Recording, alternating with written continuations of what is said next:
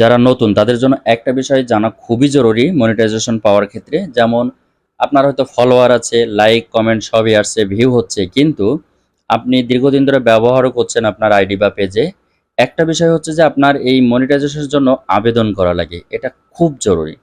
মানে এটা আবেদন না করলে আপনি দেখা যাচ্ছে বছরের পর বছর কাজ করে যাচ্ছেন, হতাশ হয়ে যাচ্ছেন, কিন্তু মনিটাইজেশন পাচ্ছেন না।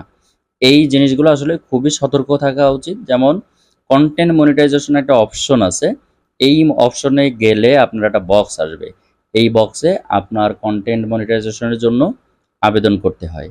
শুরুতেই করবেন, প্রথমেই দেখা যাচ্ছে পেজ বা আইডি খোলার পরে যে কিছুদিন পরে আপনি ভিডিও বা পোস্ট যে যে যাতে আপলোড করেন না কেন, ঠিক আপনার এর ভিতরে আবেদনও করে রাখতে হবে। আবেদন করলে সুবিধাটা এটা যে ফেসবুক যখনই মনে করবে যে ফেসবুকের শর্তগুলো পূরণ হয়ে গেছে, আপনার সাথে সাথে মনিটাইজেশন দিয়ে দেবে। সেক্ষেত্রে যে আপনার ফলোয়ার লাখ লাখ প্রয়োজন, বিষয়টা ওরকম না। ফেসবুক যখন মনে করবে, আর আবেদনটা না করা থাকলে আপনার ফেসবুক খুব সহজে মনিটাইজেশনটা দিতে চায় না। এবং এইগুলো আসলে সব কিছু আমি আমার একদম প্র্যাকটিক্যালি যেটা সেখান থেকে আমি বলছি, অন্য কারোর যে ধার করা কথা বা অন্যের কাছ থেকে শুনে টুনে এই বিষয়গুলো না। আমিও প্রথম যখন যে আইডিতে মনিটাইজেশন পাওয়ার আগে ওরকম বিভিন্নভাবে আমি এই বিষয়গুলো নিয়ে একটু স্টাডি করেছি, অ্যানালাইসিস করেছি। করার পরে যেটা দেখলাম যে আবেদন করাটা খুব জরুরি মনিটাইজেশনের জন্য।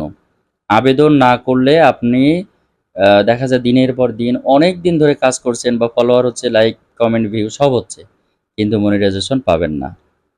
এটা ওই যে আছে না যে আবেদন করলে আপনি যতটা সহজে পাবেন, দ্রুত পাবেন, আবেদন না করলে আপনি এটা পাবেন না, অনেক দিন এটা আটকে থাকতে পারে। এই জন্য আবেদন করা খুব জরুরি।